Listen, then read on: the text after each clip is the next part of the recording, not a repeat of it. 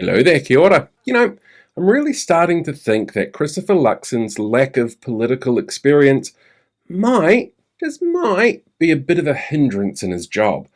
Yesterday on the Tiles, he came out in general support of fighting woke DEI hires that was floated by Winston in one of his imported culture war brain fades. He considered well-being woke, according to what he said to the press, and said he was putting their least woke MP onto fixing things, Judith Collins. Collins doesn't believe in woke and would never stoop to parading something like a person's heritage or connections to get a job. By the way, her husband is Samoan, so talofa, and she would never virtue signal in any way, by visiting a church to pray for a photo op before an election to appeal to Christian conservatives. During the Tile talk, the Prime Minister reiterated that he simply wanted to make sure that the government he ran was a meritocracy and that government workers were employed on merit. Now, that doesn't exactly not happen. The law that they're looking at changing, the one that New Zealand first voted in originally in support, basically is a broader understanding of representation for communities when it comes to hiring people, and it takes on board a wider range of experiences as part of the consideration. But that's woke. So instead, he wants to ask an MP who promoted the business her husband was a director of, the MP who leaked private information about a private citizen to right-wing blogger Cameron Slater, the MP who Winston claimed approached him in 2014 with a deal to form a coalition with her as leader if they agreed to roll John Key, to the MP that he's asked to look at the wokeness on display and help reshape the public service sector into a meritocracy. And of course his party, it leads by example. They're all there, totally based on merit, and nothing like nepotism or wokeness getting in the way for a government that's clearly speaking to New Zealanders right now, from a Prime Minister that they clearly respect. But he needs to hand this over to Collins because he can't actually do it. You see, Christopher Luxon is too woke. After all, he was the one who gave safe seats to men during the general election, then said he really wanted to have half the caucus being women. And that's incredibly woke. And look, I get why he chose Collins. It's tough to pick who would be best to fill that role of making sure public servants aren't too woke, based purely on merit.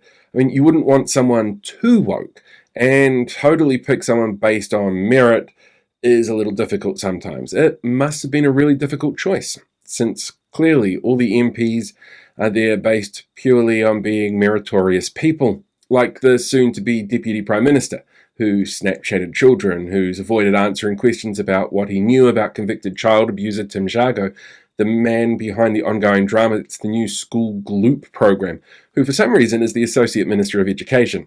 Or Andrew Bailey, who got drunk and abused a former defence worker at a winery before an animated discussion made him self-demote before running away to Mount Everest. He could have gone for Nepo baby Todd McClay. He can't be woke after all. He voted against marriage equality, safe abortion access and stopping conversion therapy. And as Trade Minister, he was yelling racist insults in Parliament at MPs born overseas. So that's not woke. But he does have a habit of rabbiting Chinese government lines, and you don't get much more woke than communism. Maybe he could have gone with Sam Uffindale. He's clearly there on merit, because everyone looked at the report on his brutal attack with a bed leg as a student that Luxon clearly released. Or maybe Deputy Speaker Barbara Kuriger, who is clearly meritorious and has never used her position as an MP to try to get her family out of a shitstorm with MPI for animal abuse. But I guess she got her role already as Deputy Speaker, based purely on merit. Maybe he needs to look at some of his newer MPs, like Tom Rutherford, whose mother is the Bay of Plenty National Party event manager, and mentored by National Party stalwart Tony Ryle on how to be an MP in a safe seat. Maybe Ryan Hamilton, who was linked to conspiracy theories about fluoridation and COVID, calling mandates illegal, even after going to a resident and ratepayers sovereign citizen-aligned group meeting about 15-minute cities, where he sat in the audience while the conspiracy nutted issues arrest warrants to other councillors that were there, and then stood up at the end of the event after everyone had left and said, "Hey, I'm one of you." I mean, that's clearly not woke and sounds like the merits that we're seeing in the meritocracy Luxon's created. But he was a member of Destiny Church, and the Destiny Church do show up at more rainbow events than, Kid Amin, the winner of RuPaul's Drag Race. So that is pretty woke. Maybe someone like Greg Fleming. After all, he was campaigning against prostitution reform and civil union acts before he entered Parliament. But he also did some really woke stuff, like starting a charity working to help stem intergenerational poverty, and he gave his maiden speech in both Te Reo Māori and English. Maybe the former press secretary for Jenny Shipley and John Banks, Cameron Brewer, who called his victory in Upper Harbour a win for pale, stale males when he beat Labour's Venushi Walters. Maybe he could be considered there on merit. After all, he did once ban Rodney Hyde from wearing bright clothes in Newmarket when Hyde was the MP there. But he does use his social platforms to promote woke things like puppy adoption. If those puppies were adopted on merit and not how they looked, it might be a different matter. There's MPs there who have promoted tobacco and guns. One who was accused of killing people in Iraq that he refused to confirm or deny. It doesn't seem too meritorious. And, he's got a finance minister with a humanities degree. That definitely sounds woke. There's writer and pianist Paul Goldsmith, and he voted for legalizing same-sex marriage and abortion law reform, so way too woke.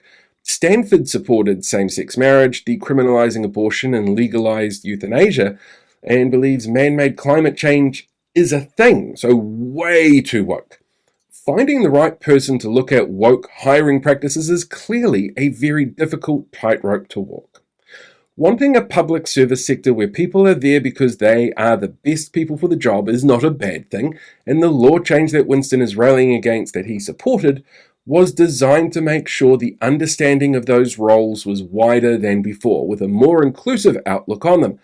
But instead of saying that, the Prime Minister falls down the trap laid by Peters and the press and starts going on about wokeism, which is both a nebulous term that means nothing to people with 2 brain cells and a dog whistle to people whose single brain cell is getting really lonely at this stage, which, based on recent polls, that attitude and that way of approaching things, it's not working out so well for his coalition partners.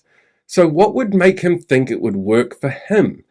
I guess that's what happens when you hire someone for a job based solely on being at the right place at the right time, and not on actual merit. Hey there, podcast listener. Thanks so much for checking out today's little miniature episode. Well, I call them miniature episodes. Each episode is usually pretty short, so I guess it's just like a microcast instead of a mini episode. But we do other things on podcasts that are a little bit longer, like the interviews and the live shows. They will get released as podcasts, but they're varying in lengths. I don't know. I'm going to have to work on this bit a little bit more. But I do want to thank you still for checking it out. Don't forget, you can also find content on YouTube, Facebook, TikTok, or Instagram. You do have to look at my face with the videos. And you don't have to look. You can always turn away. I'm not going to be able to tell. I'm stuck in a studio somewhere. It's, up to you really how you want to do that. Or you could sign up for my Substack newsletter. It comes out once a week. And in it, I explore things like media representation and the politics that are going on around us every day and how the two of them tie into each other. Or, I just complain about crazy people. That's also a good thing to do. Now, if you're going to be sitting down and listening to another podcast, may I thoroughly recommend something with a murder mystery bent, maybe a true crime podcast.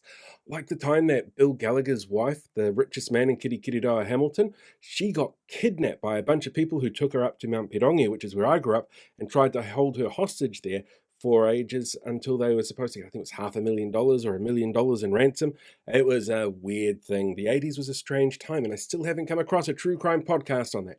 Maybe I should start working on that. No, I'm probably going to go back and complain about the government, but you enjoy whatever the next thing is that you're going to be listening to.